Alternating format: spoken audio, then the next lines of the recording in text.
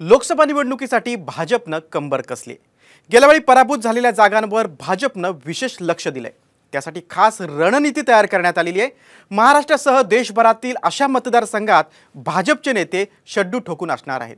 पाहूयात election machine म्हटल्या जाणाऱ्या भाजपचा लोकसभेसाठीचा खास प्लॅन। गेल्या वेळी पराभूत झालेल्या 42 जागांवर भाजपचं विशेष लक्ष। मोदींच्या हॅट्रिकसाठी भाजपची खास रणनीती। देशभरातील 144 मतदारसंघांवर भाजपची खास नजर। लोकसभा निवडणुकीसाठी सर्वच पक्षांनी कंबर कसली आहे, पण भाजपनं मात्र मायक्रो प्लॅनिंग सुरू केलंय।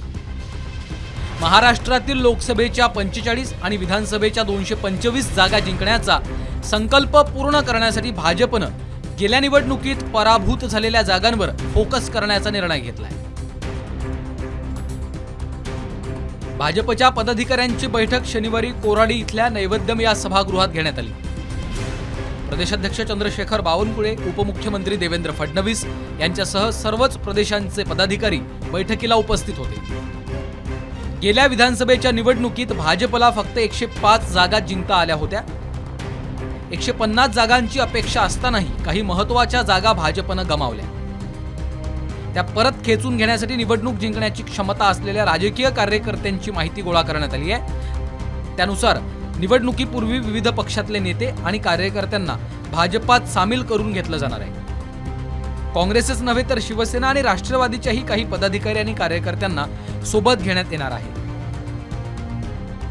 3 पक्ष मिळून आपण सरकार चालवतो आणि लोकसभेची निवडणूक असो की विधानसभेची निवडणूक असो, दोन्ही निवडणुका तीनही पक्ष आपण एकत्रित लढणार आहोत।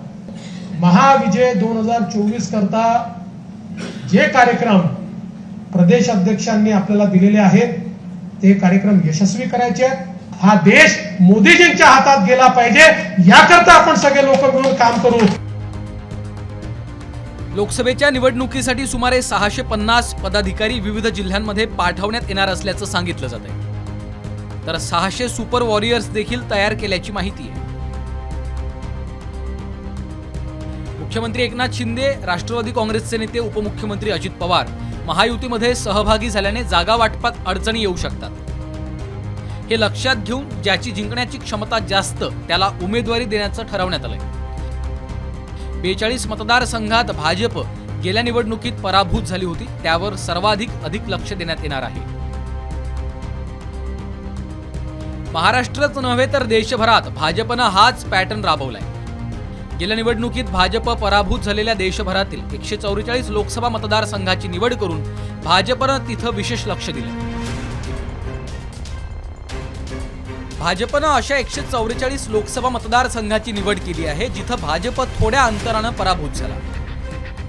144 मतदारसंघात केंद्रीय मंत्री प्रवास करणार आहेत। अशा मतदारसंघात लोकसभा प्रवास योजनेअंतर्गत केंद्रातील मंत्री यात्रा करतील आणि या यात्रेत हे मंत्री सरकारच्या कामांची माहिती जनतेला देतील। पत्रकार परिषदा घेऊन भाजपचा प्रचार आणि प्रसार केला जाईल। त्या मतदारसंघातील स्थानिक आणि राजकीय माहिती गोळा करून तसा रोडमॅप तयार केला जाईल। पंतप्रधान मोदी हॅट्रिक करण्यासाठी सज्ज आहेत, त्यासाठी भाजपनं युद्ध पातळीवर काम सुरू केलंय। मोदींच्या विजयी रथाला रोखण्यात विरोधकांच्या इंडिया आघाडीला कितपत यश येतं हे पाहावं लागणार आहे। ब्युरो रिपोर्ट, साम टीव्ही न्यूज।